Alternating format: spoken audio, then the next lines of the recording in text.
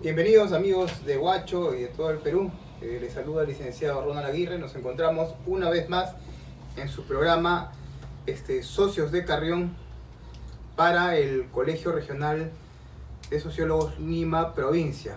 En esta ocasión nos encontramos con el flamante decano Jesús Paisic de la actual Junta Directiva del Bicentenario. Bienvenido Jesús a este programa.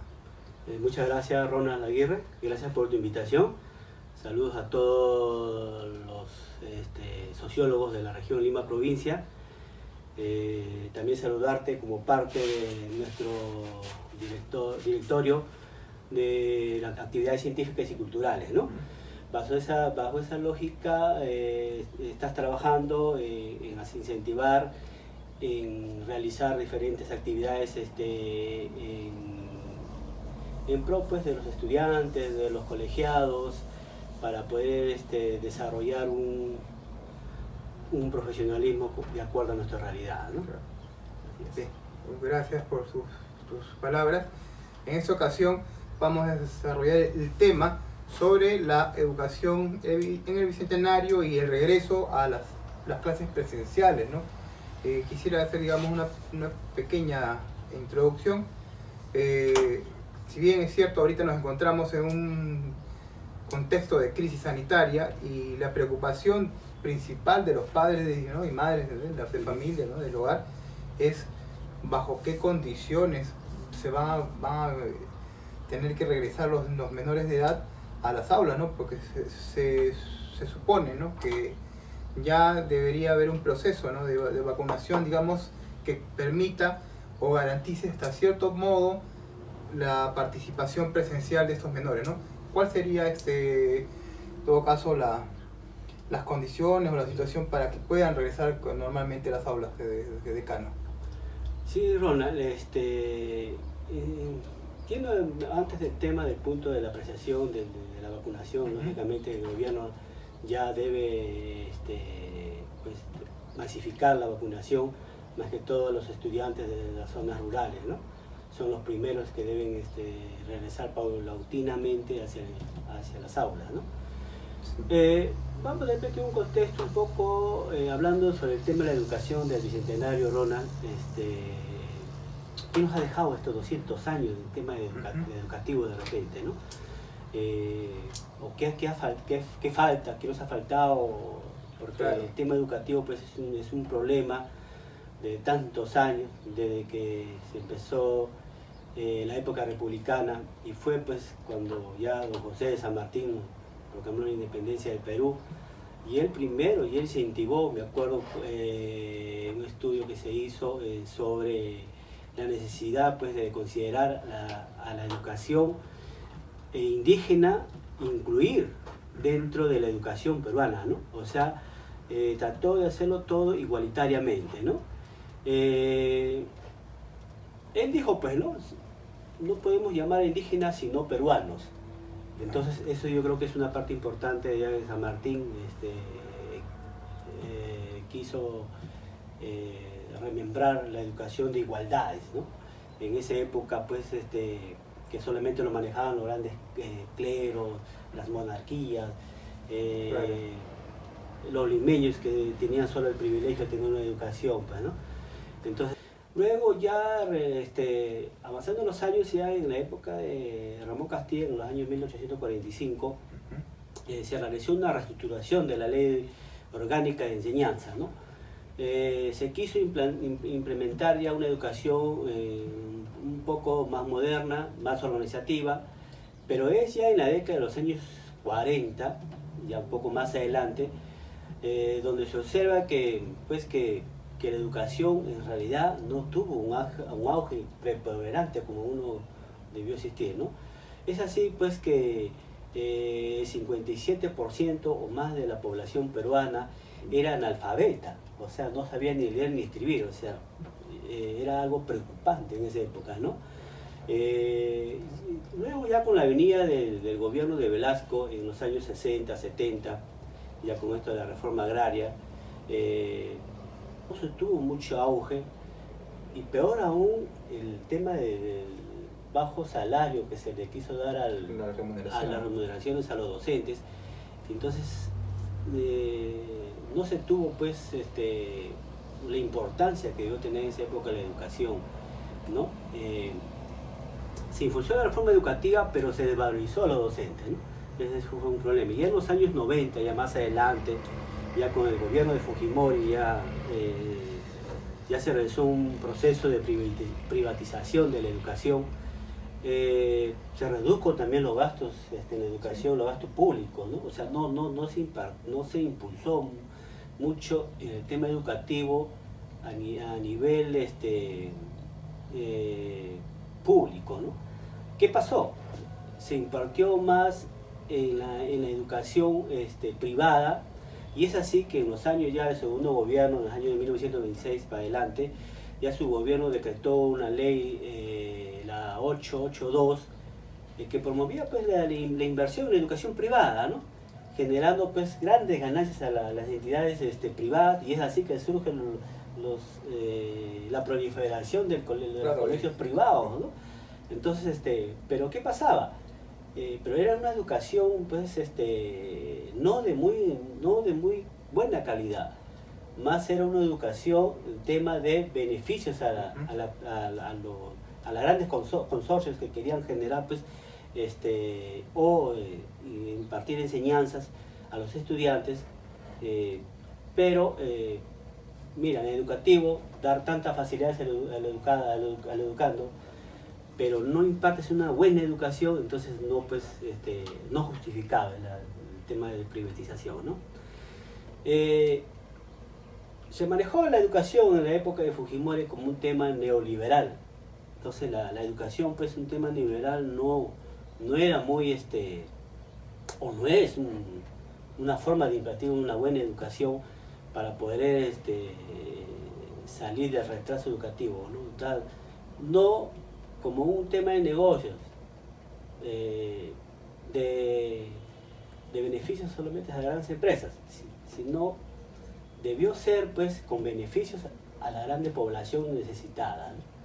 Y es así que Fujimori pues yo creo que en vez de darnos un avance en el tema educativo, yo creo que más bien retroceso, ¿no? Hubo un retroceso en el tema educativo que no, en realidad perjudicó mucho la educación peruana, ¿no?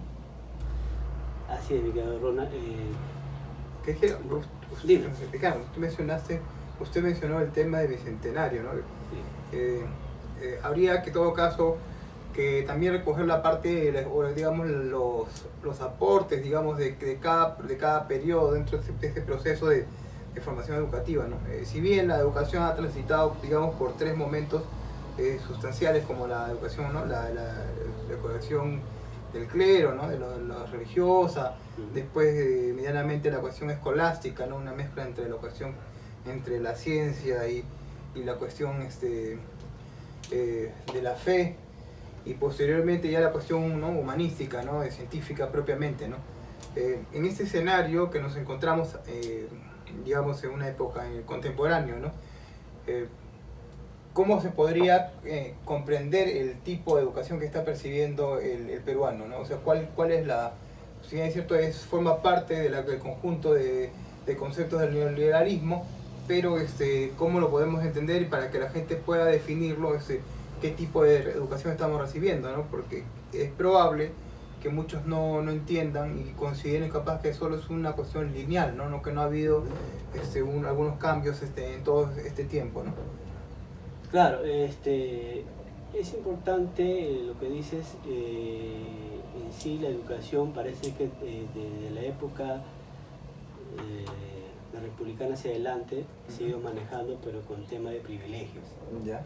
Nunca ha habido una educación de magnificar a la grande mayoría, a la grande población, ¿no? Tanto es así, a mi entender, la educación debió ser impartida de acuerdo a las regiones. ¿Para qué? Para no perder su cultura, para no perder su parte cultural, como te digo, Sí. su idioma, sus costumbres.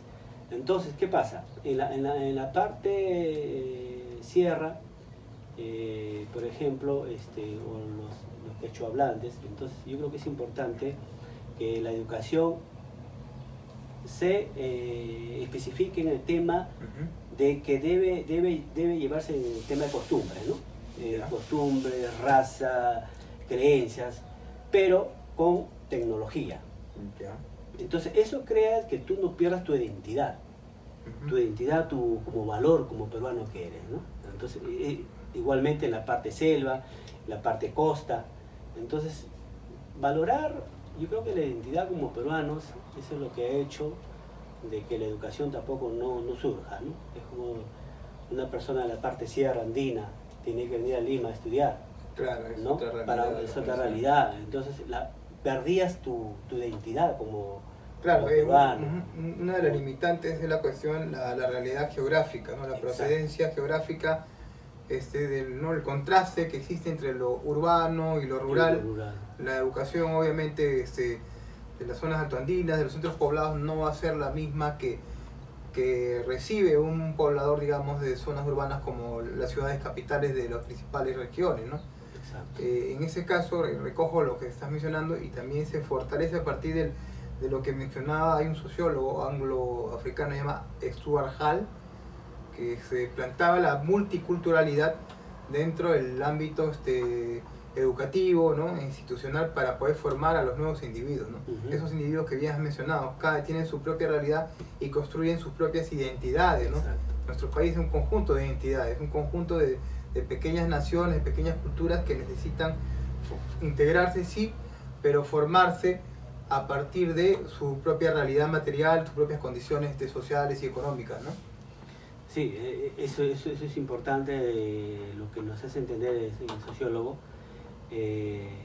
No valorar nuestra identidad también ha hecho que nuestra parte educativa también tenga un retroceso, ¿no? Porque todo lo miramos, irnos a la costa, irnos a estudiar a Lima, como la gran ciudad, como la solución a tu vida, a tu profesionalismo, pero no es así, ¿no? Llegas a otra realidad donde nos truncamos como profesionales, ¿no? Dejas tu identidad, pero no te desarrollas como profesional, ¿no? Entonces, yo creo que en esa parte el gobierno y el Estado actualmente ahora, tenemos un gobierno, pues, el que ha sido elegido, que es la parte andina.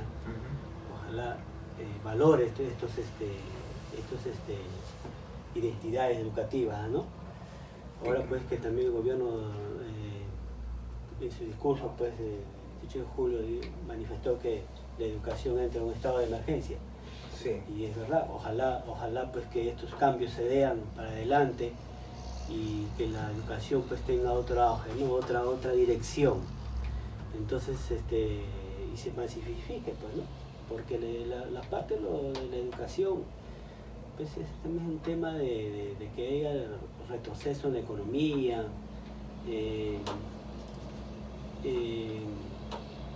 aparte de culturalidad que tú mencionaste, se va disolviendo. Entonces, no, al contrario, hay que enriquecer nuestra cultura, ¿no? Y eso también ayuda, pues, a que tengamos una sociedad, pues, con más desarrollo cultural, ¿no? Claro. Hace un instante, decano, usted mencionó el tema del Estado, ¿no? Del Estado, de las instituciones. Si bien es cierto, hay un conjunto de actores sociales, políticos, ¿no? Económicos, que permiten que, en todo caso, la situación actual de la educación, pero también la pregunta iría en relación a ello, ¿qué papel juegan estos actores que he mencionado para poder fortalecer o promover una educación, como ya mencionó, pluricultural, que promueva la identidad, que también desarrolle la cuestión científica, tecnológica, ¿no? De acuerdo a sus particularidades? ¿Qué papel juegan estos personajes, estas instituciones, como ya lo mencioné, el Estado, los sindicatos, las mismas instituciones educativas, los mismos padres de familia, ¿no? Para poder mejorar ese proceso educativo? Claro, la mejora en el proceso educativo lógicamente tiene que impartirse mucho el tema de la tecnología, ¿no? Totalmente, ¿no? La tecnología, la parte de inversión en educación que es importante, la parte de de la estructura, por ejemplo, de los colegios que están decaídos.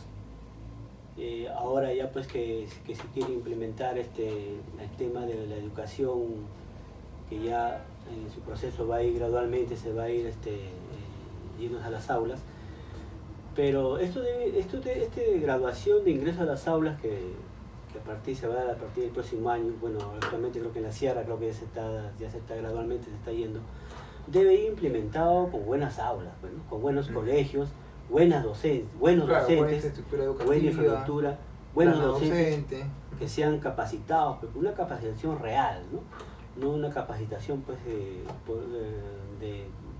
tema de argolla, por ejemplo, ¿no? ¿Usted considera que las coaliciones distributivas, como el caso del SUTEP, ¿no? Que es una coalición distributiva que siempre por lo general hace los reclamos, no solo en el tema de la currícula, ¿no? De formación de los estudiantes, sino también la cuestión económica propia del docente? Estas organizaciones que ahorita están, digamos, en una pugna porque hay dos bloques. Uno, el gremio o toca su sector gremial, que forma parte o que representa en cierto modo la posición formal del Estado, y el otro, el histórico, que es el SUTEP. ¿Favorecen en qué medida o de qué manera contribuyen a este proceso educativo de regreso a las aulas? Bueno, las organizaciones, en este caso los gremios de docentes, lo que es el SUTEP a nivel nacional, buscan pues el beneficio al docente, no solamente en el tema remunerativo, ¿no? Tiene que ser en el tema también de especialización.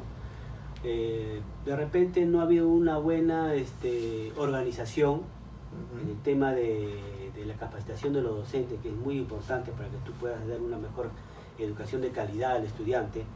Entonces, un poco que se ha politizado ese tema, ¿no?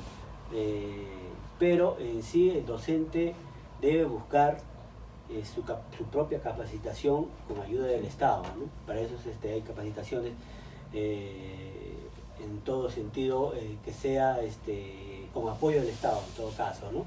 Para que ellos puedan ser buenos profesionales. Y el tema remunerativo también es importante. No hay un tema remunerativo pues que no esté de acuerdo con su realidad. ¿De qué me vale que yo me capacite tanto, tenga miles de capacitaciones, y mi tema remunerativo pues no va de acuerdo con mi formación académica que yo he tenido? Entonces no hay esa forma, ese entusiasmo de generar una buena educación, ¿no? Yo creo que el tema de la capacitación tiene que ir de acuerdo también con el tema remunerativo, ¿no? Con escalas. Tiene que ir a la par. A la par. Se intentó hacer eso, pero me parece que no ha habido esa capacidad, no ha habido ese real apoyo del Estado hacia el educador, ¿no? Claro, acá hay dos elementos, al menos en la cuestión remunerativa y del presupuesto que se destina para educación, ¿no? El Castillo, bueno, el actual presidente, ¿no? Indicó en campaña primero que iba a destinar 10% de lo que es, ¿no?, parte del PBI para el sector educativo. Pero ahora, hace por unos par de días, ha mencionado que si bien la educación va a ser sometida como una situación de emergencia, pero le va a destinar solo 6%. ¿Cómo se puede comprender esa diferencia de 4% y en qué perjudica o no perjudica, o de igual manera beneficia destinar 6% a diferencia del 10% que ya había mencionado Castillo, por ejemplo? Claro, perjudica en el sentido de que el tema presupuestal, yo creo que si estamos en un estado de emergencia necesita un poco más de recursos. Claro. ¿No? Y si el gobierno pues en su discurso dijo que la educación entra en un estado de emergencia, tiene que haber un mayor recursos presupuestales en el tema educativo, ¿no? Lo que es infraestructura, parte tecnológica, ahora es importante porque ya la mayor parte de las clases, como ya hemos visto en nuestra realidad, en tema tecnológico, pues estamos retraídos, ¿no? Nos golpeó esta realidad del tema educativo, ¿no? Sí, claro. Es así que en el año 2020 más de 300.000 alumnos no fueron a las aulas, ¿no? Claro, una deserción escolar muy alta. Entonces, la parte del tema económico, ¿por qué? Porque la mayoría de peruanos pues, no tienen tecnología en sus hogares, ¿no? Y peor, si hablamos en la parte sierra, selva, no hay esa tecnología, ¿no? Claro, si hace poco antes de la pandemia, por ejemplo, en la parte selva, del total de la población, solamente internet, solamente tenía el 14% de la población de la selva. Entonces y ahora nos vino encima la pandemia, el gobierno implementó el tema educativo por virtuales, claro. y encuentras que una realidad pues va a entrar el tema virtual, ¿no? Claro, la cuestión de la digitalización de la educación desde la gestión, ¿no? Y desde la implementación en las aulas, la cuestión administrativa, la cuestión de formación, e inclusive también la incorporación al proceso de digitalización tanto a la comunidad como a los padres, ¿no? Porque una cosa es que yo ponga la tecnología a disposición de los estudiantes y muy distinto que tú la sepas manejar. Correcto. Y asimismo que los padres también puedan comprender el manejo de esa tecnología, porque de lo contrario, como los padres también verifican si la educación que está percibiendo este niño es la más adecuada o si simplemente está utilizando la tablet o el celular para poder estar ahí jugando o viendo qué cosa, ¿no? Ahí ves, Ronald, que la educación, en realidad tenemos un retroceso más o menos un promedio de 30 años. Mira, y entonces, si nunca hubo una educación digitalizada, y cuando nos vino la pandemia, hubo un problema, claro. Hubo reserción, los alumnos no tenían tecnología en sus hogares, entonces ¿cómo ibas a implementar un tema educativo por internet si la mayoría no tenía, no tenía esa tecnología en sus hogares? Y mucho menos, como tú dices, ni siquiera sabían manejar una tablet, una computadora, ¿no? Una laptop. En la parte sierra no tienen laptop, no tienen computadora, no tienen al menos un celular, entonces no saben manejarlo, o sea, inclusive no sabían cómo entrar. Y encima la señal, que no hay internet. Entonces, ese problema, yo creo que el Estado, para mí, tiene una solución un poco para que la educación pueda salir adelante, es el tema del internet. Si el Estado reitera el internet gratis para toda la mayoría que necesitan la parte sierra, andina, selva, claro. Yo creo que eso también va a ayudar mucho a que la educación pueda claro, implementar, digamos, bueno, ahorita la congresista Sigri ha evaluado que muchas de esas tablets que se han entregado no están funcionando, o sea, no solo están más o menos 1,5 millones sí, no solo están inoperativas, sino que están probablemente dañadas. Entonces quiere decir que lo que has mencionado, no hay digamos, una implementación adecuada de ese proceso educativo de digitalización. O sea, encima que no hay tecnología, no hay un servicio de calidad, que es lo que ¿no? el de internet, que también hace poco se promulgó la ley, ¿no? Del derecho a que haya un servicio de calidad de internet por parte de las compañías que prestan ese servicio, como bueno, es Movistar, ¿no? el Claro, ¿no? Vitel y otras, ¿no? Si no garantizamos ni siquiera el servicio, no tenemos la tecnología y encima los equipos están dañados, entonces ¿de qué educación se puede hablar? No se podría hablar de nada, simplemente como un tipo de estafa enorme, ¿no?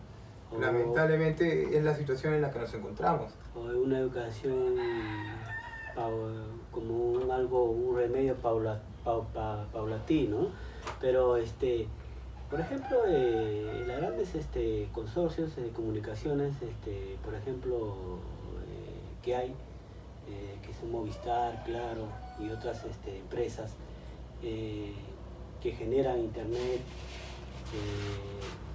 ellos tienen muchas deudas también con el Estado, ¿no? El gobierno también debe implementar o debe hacer convenios. Bueno, le debes tantos millones de dólares al Estado,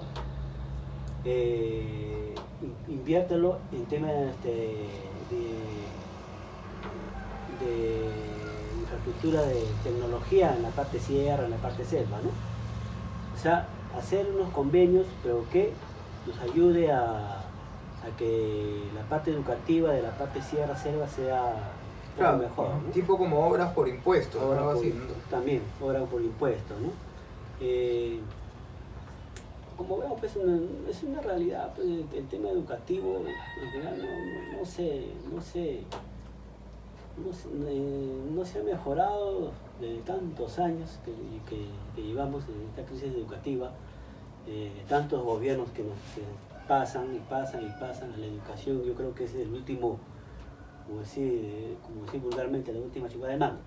No es así, ¿no? No debe ser así, porque la parte educativa es la base de un desarrollo de un país. Claro, eso es, obviamente, si estamos claros, el tema de la educación básica regular dentro de las instituciones educativas primarias, en relación, por ejemplo, a la educación superior, que también es una cuestión preocupante, porque de ahí justamente salen los docentes que van a formar los futuros ciudadanos, ¿no? O en todo caso los ciudadanos del presente, ¿no? Que aquí ya estamos acá, ¿no? Entonces, la ley es un tema bastante polémico, la ley de reforma universitaria, ¿no? Que muchas veces se critica, ¿no? Que a partir de los sectores, digamos, conservadores, neoliberales, que la educación es por culpa de que el sector público no lo sabe manejar.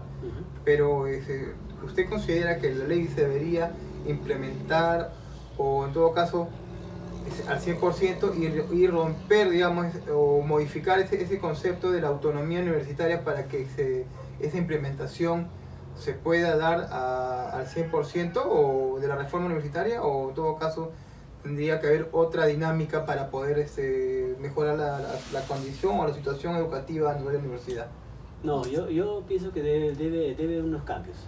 Debe haber unos cambios, de estructuración, de sistema educativo, de impartir una educación más moderna, que esté de acuerdo a nuestra realidad, pues, ¿no? No podemos ya tener una educación ya que las reformas de hace 30, 40 años atrás, y esta nueva reforma educativa tiene que ser cambios ya estructurales que deben de acuerdo a nuestra realidad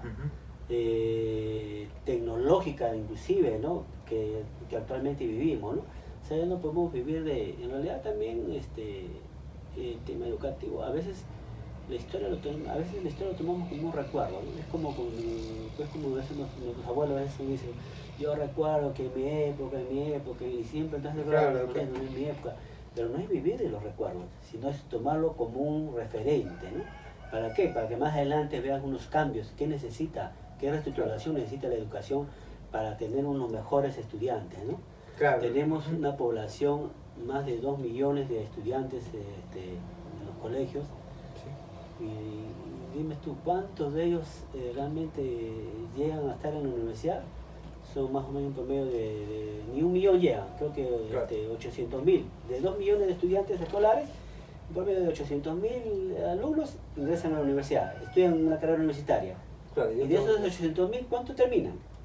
¿O cuánto ejercen la carrera? Entonces, ahí tú ves... terminar, otra cosa es ejercerlo. Otra cosa es ejercerlo, ¿no? Entonces, ¿cómo es que el tema educativo va pues generando mucho divisionismo a nuestra realidad, ¿no? Porque el tema educativo también va paulatinamente con el desarrollo económico, porque tú botas estudiantes para que puedan ir a trabajar, claro, en beneficio del mercado laboral, en beneficio de tu población, ¿no? Para que pueda haber un desarrollo, pues salen estudiantes y no hay dónde trabajar, entonces ¿qué? Se tienen que dedicar a otra cosa, ¿no? Entonces, de acuerdo a esa figura que me toca sobre esa explicación que nos ha mencionado Decano, ¿cómo encaja la propuesta del actual presidente de ingreso gratuito a las instituciones educativas superiores universitarias? ¿Cómo en todo caso, cómo lo percibe usted? ¿Debería ser de manera gradual o quizás la implementación puede ser de forma directa? Lo que dijo el gobierno se rescató, que es importante, es el tema del ingreso libre a las universidades. Yo pienso que debe ser directo, ¿no? Directo. Hay muchos estudiantes que no pueden ir a una universidad por el tema económico, por ejemplo, ¿no? O porque no tienen cómo a veces prepararse, porque a veces los institutos, las academias a veces lo manejan monopólicamente también. Sí. Lamentablemente los institutos también es más beneficio personal que beneficio de los estudiantes. Es una empresa, en realidad son empresas educativas, ¿no? Tienen ganancias. Pero yo creo que si es gradualmente, como se puede empezar como una forma de ir incentivando, de ir educando, cómo lo va tomando, ¿no? Hay muchos estudiantes, por ejemplo, que no pueden ingresar a la universidad, pero sí desean tanto seguir una carrera. Claro, ¿no? La educación superior, ¿no? Hay muchos, por ejemplo, ya ingresaste a la universidad con un examen de admisión, como te digo, ¿no? Pero nunca lo ejerces, o no, te quedaste a mitad de camino. Ese espacio que dejaste, de repente había otro alumno que tanto lo quiso estudiar, que quiso esa carrera y no pudo ingresar. A veces también los ingresos, a veces lamentablemente en unas universidades son manejadas. Entonces, el ingreso libre yo creo que sí debe ser algo prudencial, que sí. O sea, yo pienso que sí puede ser un ingreso escalonadamente. Digamos, para ciertas carreras o en general, porque mencionó algo importante, ¿no? La demanda del mercado laboral. Sí. Si bien hay una oferta, ¿no? de carreras, pero tienen que estar de acuerdo a la realidad, ¿no? O sea, no podemos seguir soltando profesionales porque supuestamente la lógica es, ¿no? Ingresa, estudia y sale, ¿no? Te tienes que, digamos, hacer una suerte de monitoreo y de acuerdo a la demanda y también adecuar, lo que mencionó también importante, la formación académica del profesional para poder que ellos puedan responder a esta demanda que el mercado exige, ¿no? Lógico, el gobierno tiene que también implementar campos laborales, ¿no? Es que vale que salen tantos profesionales y no hay campos laborales. Pero yo creo que hay algo importante ahí. Mira, si solamente de esos 800.000 que actualmente hay de estudiantes universitarios, y de esos 800.000, yo me imagino que ni 500.000 son los que llegan a terminar la carrera. Entonces tenemos un déficit de profesionales en el fondo, ¿no? Nos falta profesionales. Y ahorita, como hemos visto, por ejemplo, en el tema de salud, faltan médicos, faltan enfermeros. Claro, entonces debería ofertar más estos cupos para profesionales de medicina. O sea, correcto. O sea, si hay un tema libre, si ese alumno quiere estudiar medicina, por ejemplo, y tiene esas ganas de servir, entonces hay que darle esa oportunidad, pues, ¿no? Hay que darle esa oportunidad.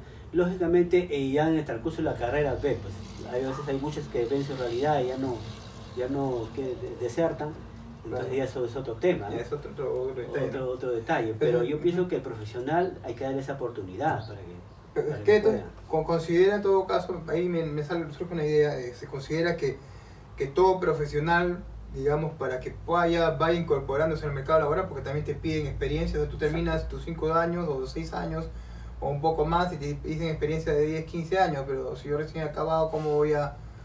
Consideraría en todo caso hacer lo que lo hacen los médicos, ¿no? Los serum o los abogados, los ESIGRAS, en cada carrera, una suerte de que el profesional aporte, ¿no? En una zona ¿no? determinada sus conocimientos y cosas que los vaya aplicando y asimismo va ganando una experiencia que le permita poder trabajar o incorporarse al sector laboral.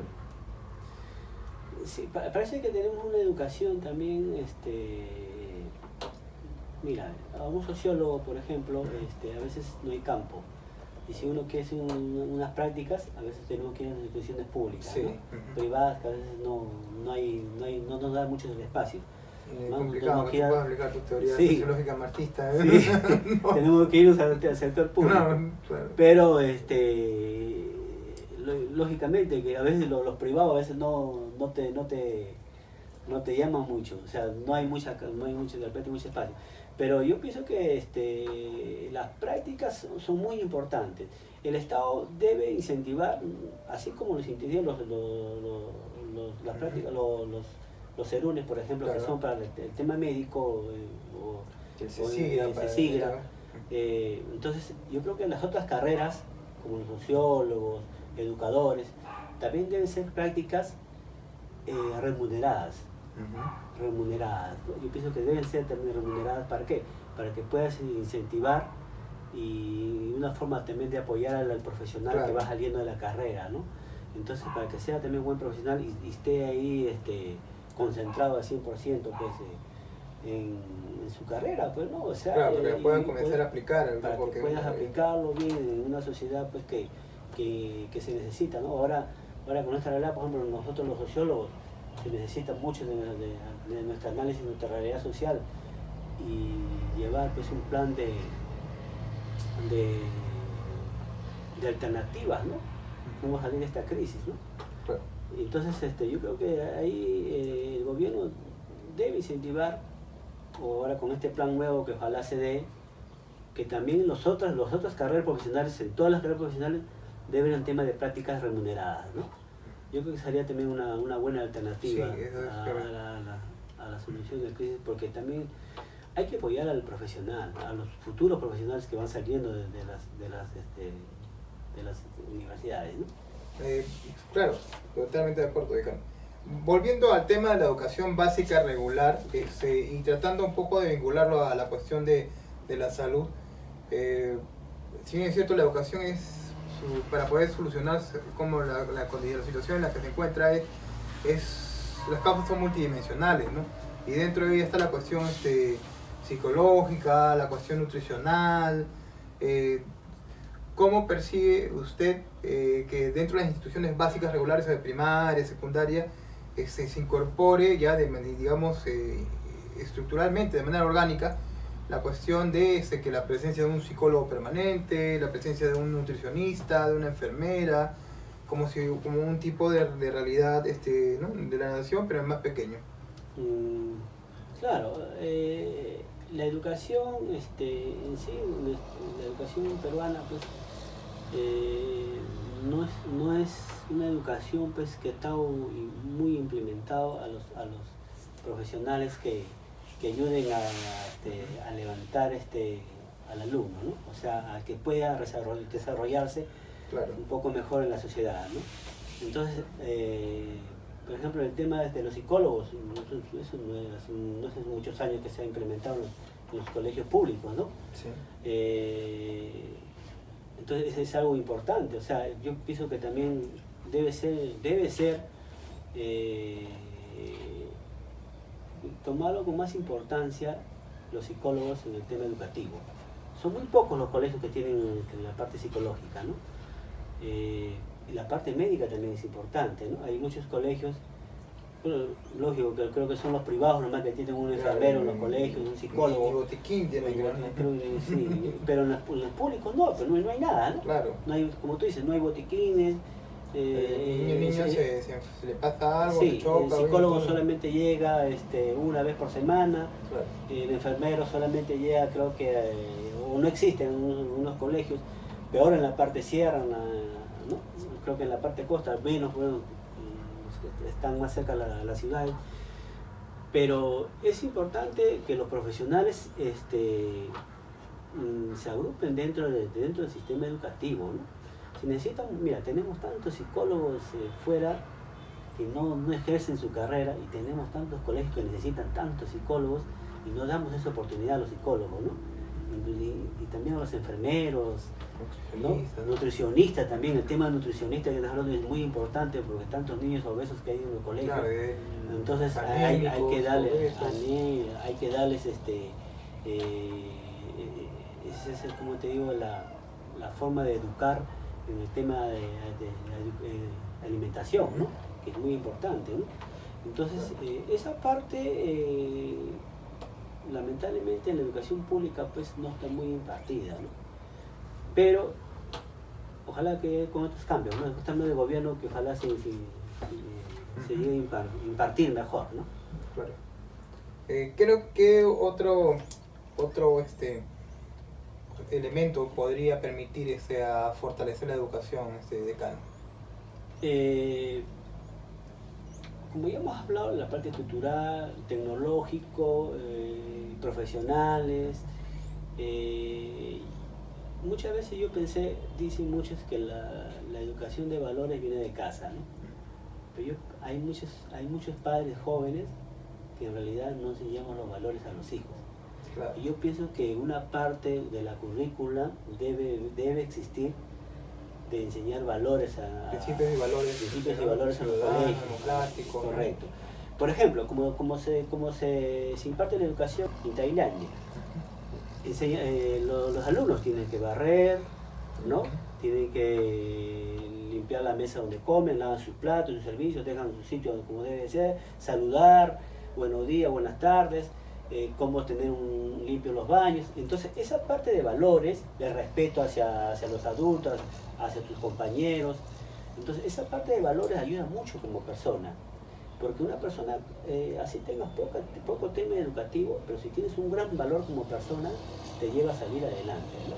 Yo creo que la parte educativa de valores se debe implementar, claro. Se debe implementar en este nuevo gobierno, ¿no? Otro también, bueno, ojo también que no hay que dejar también acá un poco el tema del proceso de la educación, es el proceso también inclusivo, ¿no? La parte inclusiva, o sea, la educación inclusiva a los niños, ¿no? Que se comenzó a implementar desde el año 2003 hasta el 2012, que comenzó una influencia en el tema inclusivo, con el gobierno de Toledo, creo, después con Alan García, pero falta mucho, ¿no? Falta mucho incluir a las personas con discapacidad en el tema educativo, que también es muy importante en esta sociedad actual, ¿no? En relación a eso también me trae otra idea, que es un tema que digamos, por usar ese término doméstico, es bastante picante, ¿no? Es decir, sí. El tema del enfoque de género y el otro punto, el otro elemento, el tema de la educación sexual. O sea, me gustaría, en todo caso, cuál es su percepción con respecto a estos dos componentes para la educación de los nuevos ciudadanos, ¿no?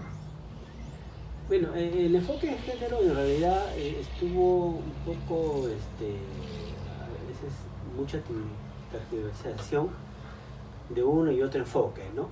Yo pienso que la parte sexual de la persona se debe respetar, ¿no? La educación es libre para todos, ¿no? Debe haber un respeto. Ahora ya el enfoque de género no hay que generarlo pues como una alarma, ¿no? Yeah. Yo creo que la educación debe ser respeto único para todos. Todos somos iguales en esta sociedad, todos somos iguales ante la ley, ante todo, ¿no? Entonces yo creo que la educación inclusiva y el enfoque de género pues debe ser igualitario, ¿no? Debe realzarse, no admirarnos pues, que por el tema de que las preferencias, ¿no? De que porque por el hecho de que tienes otros gustos, otras costumbres, entonces otra opción, eso no va a conllevar a que tú vas a ser discriminado, no, al contrario, igualdad y respeto para todos somos iguales. Entonces yo creo que el tema educativo, igualdad de género, pues, porque hay un sector de la población principalmente conservador todavía, ¿no? Que pegado a la cuestión religiosa, que también se respeta, ¿no? Que cada quien tiene su opción de pensar libremente o de creer en lo que mejor pueda o prefiera, que está en contra de esa postura. Entonces a veces tocar esos temas es con pinza, ¿no? Porque el padre dice, ¿por qué le tienes que hablar sobre esos temas, ¿no? a mis menores hijos, ¿no? Entonces, y mucho más si le vas a decir, ¿sabes qué? Ahora hablemos sobre educación sexual, que si bien, sabes que ya le quieres explicar que hay distintas opciones, pero ahora te voy a educar para prevenir lo que es el embarazo, ¿no? A temprana edad, ¿no? Que por lo general genera padres de familias jóvenes, ¿no? Y también contribuye a incrementar el bolsón de pobres, ¿no? Porque al final un padre joven que termina, no terminó ni la secundaria, ¿y qué se va a dedicar a cualquier otra cosa menos que sea un trabajo eventual, ¿no? Ya. Claro, es algo lamentable cuando la parte se pierde el respeto hacia los demás, ¿no?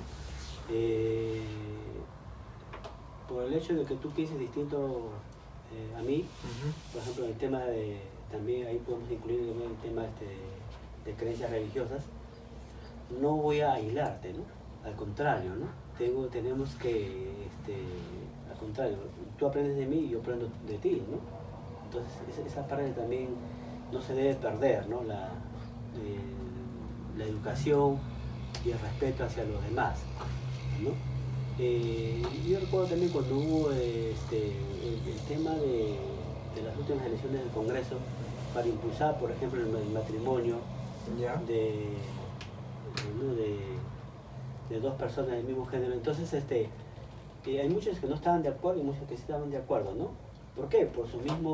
Quizás por su misma forma de educación que ellos han tenido.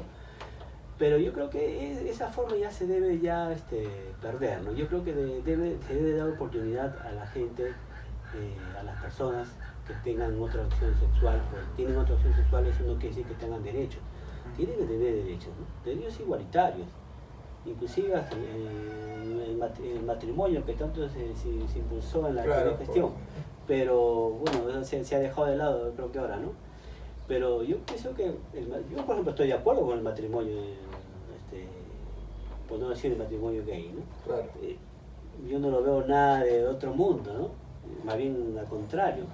Siempre, mientras haya un respeto, mientras estén de acuerdo a las leyes, que haya respeto hacia dos personas, magnífico, ¿no? Se sigue para adelante, ¿no? ¿Cómo cree usted que se puede implementar esta medida de la educación inclusiva que ya he mencionado, ¿no? La educación inclusiva, o no sé, si de frente ya se está implementando o todavía hace falta muchas cosas más para que realmente se pueda concretar? Bueno, cuando hablamos del tema de educación inclusivo, hablamos con personas con discapacidad, te refieres, ¿no? Las personas con discapacidad también han sido un poco discriminadas. Sí. Lógicamente que ya con fue la UNESCO que impulsó mucho el tema de la educación inclusiva. Y después ya, bueno, con la venida del gobierno de Alejandro Toledo, comenzó a implementar nuevas leyes, nuevos reglamentos, que ha ido desarrollando ya poco a poco hasta la actualidad. Pero falta mucho, ¿no? Falta mucho el tema inclusivo.